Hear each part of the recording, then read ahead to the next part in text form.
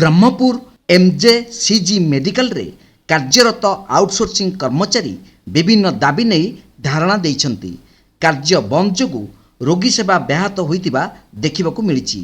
आज मेडिकल अधीक्षक कार्यालय सम्मुख में शताधिक कर्मचारी धारणा देवा सह विक्षोभ प्रदर्शन करिसेंती। दाबी मुताबक 17 तारिख होइतिले सुधा एजावत कर्मचारी दरमा पाई नथिबा कहिसेंती। एहा सह सरकार वार्षिक सवैतन 12टी छुट्टी मंजूर करितिबा सत्ते ताहा आज पर्यंत कार्यकारी होई नाही। अन्यपटे कर्मचारी ईपीएफ और ईएसआई वर्तमान सुधा पैठ होई नथिबा अभियोग करछंती। जहा फल आज जरूरीकालीन सेवा को बाद देले अन्य विभाग रे रोगी सेवा व्याहत होइतिबा देखिबाकू मिलिछि। जदि समस्त दाबीर विचार तुरंत करा न जाए तेबे एभली धारणा भविष्यत रे जोर धरिबो बोली चेतावनी देइछि संघ। मुख्यतः दाबी मासु मास दरमा ठीक से आसुनी 1 ରୁ 5 भितर आम दरमा आया दरकार मातृकालीन छुट्टी दरकार आउ 12टा छुट्टी दरकार आमको प्रति मासरे ईपीएफएसआई माने अल्प लोक बंधा हो अल्प लोक बंधा हो प्राय लोक बंधा हो अल्प लोक बंधा है। आम एमकेसीजी मेडिकल कॉलेज रे आउटसोर्सिंग जो एटेंडेंट काम करुँच 400 ରୁ ऊर्ध्व पिला से समस्या बहुत दिन धरी लगी रही से दरमा आसिक 17 तारिख है एपर्यंत दरमा मिल नाला। तत्सहित सरकार निर्देश देते 12टी छुट्टी सवैतनिक देवाई सेटा भी करना ईपीएफएसआई आज पर्यंत पैठ होनी। तेणु दुर्भाग्यर कथा ये एजेंसी प्रशासन भितर कौन अच्छी आम भावुँ खबर विश्व पाचु ये पीसी कारबार चलती। जदि 4 मास धरी गोटे एजेंसी को तुम बिल दबनी एजेंसी आमको पैसा कोड दब सी पिलाडू दरमा को हरिलुट कर दुर्नीति रास्तार आमको दरमा दब।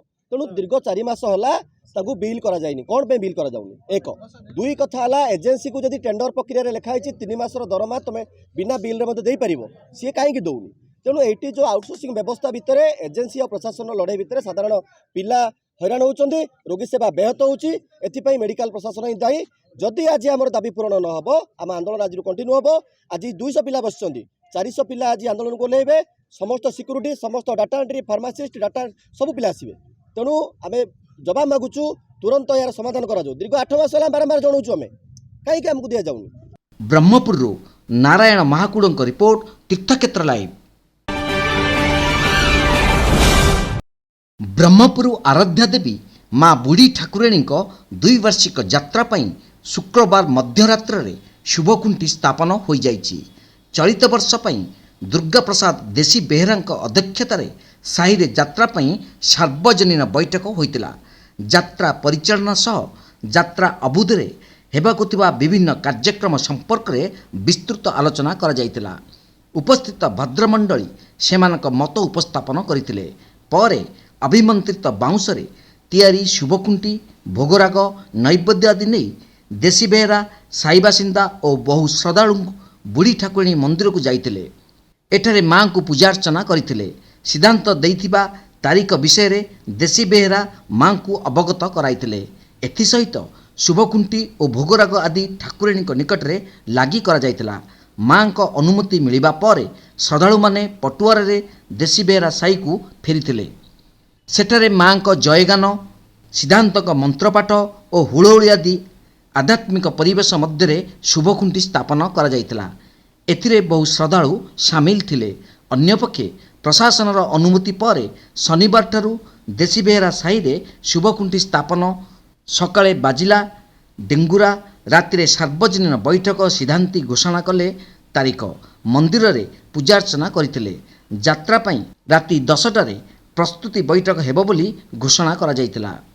डेंगुरा बादक साही साही बुली आज बैठक थिबा नै समस्त को सूचना देइतिले। परे राति यात्रार मुख्य परिचालक 2 वर्ष पर अस्थायी मंडप रे मां को दर्शन करिबा पई श्रद्धालु मध्य बेस उत्साहित अछंती। पी बेहरांक पारंपरिक यात्रा तारीख घोषणा करथिले। आसंता एप्रिल 4 रु मे 1 पर्यंत ब्रह्मपुर बुढ़ी ठाकुराणी यात्रा अनुष्ठित हेबो बोली आयोजित बैठक सूचना मिली। सेही भली बैठक रे यात्रा निमंते समस्त प्रक्रिया आरंभ हेबो बोली यात्रा मुख्य परिचालक दुर्गा प्रसाद देश बेहरा कहिसंती। अस्थायी मंडप कार्य सह यात्रा निमंते आवश्यक प्रस्तुति उपरे ध्यान दियाजियो बोली से कहिसंती। ब्रह्मपुर नारायण महाकुड़ रिपोर्ट तीर्थक्षेत्र लाइव।